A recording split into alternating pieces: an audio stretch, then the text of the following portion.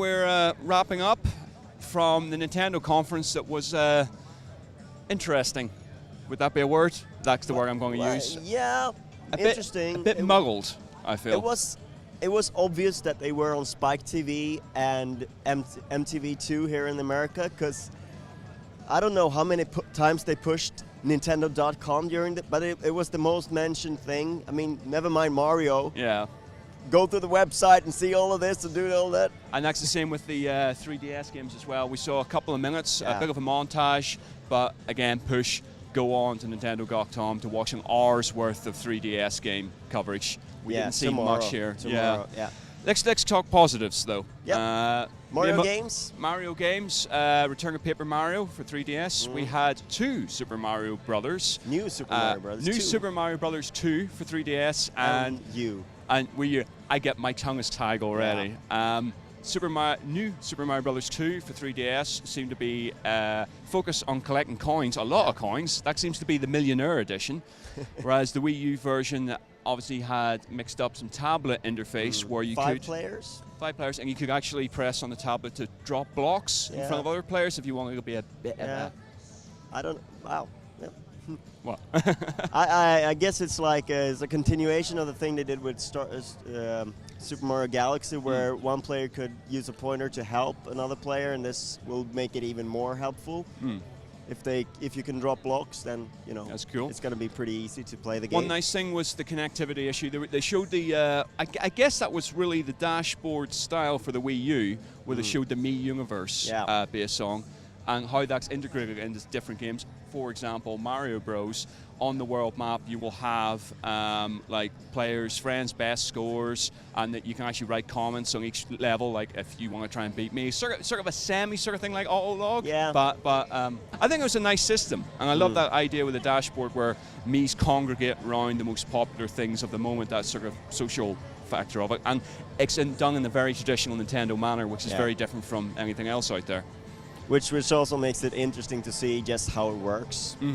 And but I mean, overall, I think that Nintendo are sort of slowly getting into the online thing, and it's now more of a sort of integrated part of everything that they're doing, instead of just something that, well, maybe 10% would like to do this, and then you can use codes and blah, blah, blah, blah, blah, which was a very sort of non-inviting way of doing it. And I think this is an indication that hopefully the Wii U will be much better at that.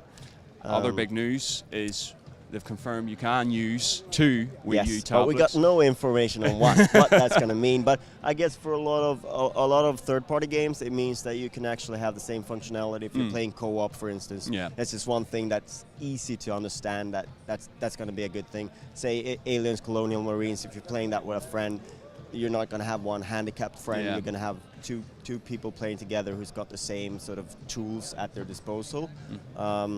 And maybe, hopefully, I'd love to see Ubisoft came out and showed off again Zombie U and some of the functionality there for the gamepad, and that the case of using as an inventory selection, for key codes for doors, just using that. Now, the footage there, that definitely wasn't in game, even though they tried to mock it up to be that way. But imagine that, like Left 4 Dead 4-player, or even just 2-player Zombie U, that would be amazing. Yeah, it's interesting. At the same time, it's not like... It's like the thing in Batman where you activate a mode by touching the screen. It's like, well... Do you need that? Yeah. Is that really going to sort of... Yeah, I think at this stage it's obvious to see that they're using a lot of ideas that sort of immediately come to mind, easy to implement. It's not really those ideas that perhaps is going to vault us into the next generation of gaming. And I think that's readily apparent in the games that are sort of traditional in that sense. I think maybe Wii Fit U was a good example of where they used the screen in a very different way and actually sort of made sense. Yes. But we also had Pikmin. That was actually what the whole thing started with. With Miyamoto on stage, obviously his love for that game franchise. I love it as well. But it's a lovely, lovely game, and certainly the high-resolution version of it looked lovely on screen here. Again. But that's another issue with the tablet. We weren't too sure how that was going to be used, because they've talked about remotes and nunchuck controls for... It's like you can maybe use both of them at the same time, and to me that sounds a little bit... awkward. Yes. So what you're gonna have tablet on well, your you're gonna have knees that, and yeah, then, or on a table, and then it's a bit too much again. And we finished off with Nintendo Land, Land, which is gonna be. It's been promoted as the Wii Sports for Wii U, not as immediate as playing tennis with the Wii, obviously, but.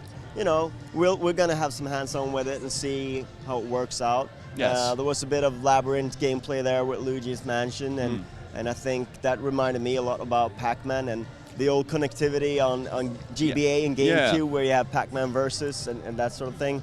Exactly how it sort of foreshadowed that. Yes. So we will find out when we get hands-on with this stuff. Obviously, keep tuning into Game Reactor and GRTV. We'll have the footage and the content as we get it.